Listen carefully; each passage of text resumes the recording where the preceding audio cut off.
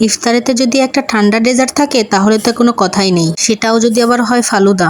আজকে আমি আপনাদেরকে একটা রেডিমিক্স দিয়ে ফালুদাটা তৈরি করে দেখাবো। এখানে আমি নিয়েছি রাঁধুনি রেডিমিক্সটা। এটা ঝামেলা ছাড়া খুব সুন্দরভাবেই আপনি তৈরি করতে পারবেন। এর ভিতরে 3 প্যাকেট থাকবে সাবুদানা, চিনি ও লুডুসের মিশ্রণ, একটা 2টা থাকবে জেলির প্যাকেট। আর সাবুদানার মিশ্রণটা পাশে রেখে এগুলো দিয়ে আমি সুন্দরভাবে একটা জেলি তৈরি করে নেব। আর খুব সহজে এই জেলিটা কিন্তু তৈরি করা সম্ভব। প্রথমে একটা প্যানে আমি পানি নিয়ে নিয়েছিলাম, পানির ভিতরে দিয়ে দিয়েছিলাম সবুজ জেলিটা, যেটা কিনা 5 মিনিট জাল করব। 5 মিনিটের কম জাল করলে কিন্তু এটা ভালো মতো জমবে না। 5-6 মিনিটই জাল করতে হবে। 5-6 মিনিট জাল করার পরে একটা প্লেটে ঢেলে নেব। আর একটা চ্যাপটা প্লেটে ঢাললে কিন্তু এটা জেলিটা খুব সুন্দরভাবে তৈরি হবে। আর এটা ঠান্ডা হওয়ার আগ পর্যন্ত আমাদেরকে অপেক্ষা করতে হবে। চাইলে ডিপ ফ্রিজেও রাখতে পারেন। ঠিক একইভাবে আমি গোলাপিটাও জাল করে নেব 5-6 মিনিট করে। আর সেটিও একটা থালে ঢেলে নেব, যেটা কিনা সুন্দরভাবে যেন জেলি হয়। আর এবারে তৈরি করে নেব সাবুদানার মিশ্রণটা। আর এখানে আমি নিয়েছিলাম 1 লিটার দুধ, তার ভিতরে আমি সাবুদানার মিশ্রণটা ঢেলে দেব। আর ঢেলে দিয়ে খুব ভালো করে জাল করতে হবে যতক্ষণ পর্যন্ত সাবুদানাটা ভিতরে সাদা অংশটা না থাকে। জাল করা হয়ে গেলেই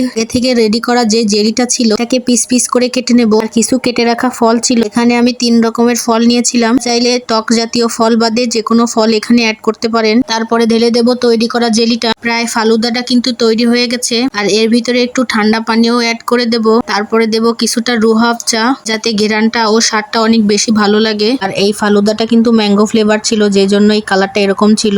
আর তারপরেই হয়ে গেছে আমাদের বাসায় তৈরি ফালুদা। আর এই ফালুদাটা পছন্দ করে না এমন লোক খুঁজেই পাওয়া যাবে না। এটা দেখতে যতটা ভালো না লাগছে, খেতে কিন্তু এর 3 গুণ। যারা যারা ফালুদা খেয়েছে তারা কিন্তু এর স্বাদটা খুব ভালোই জানে।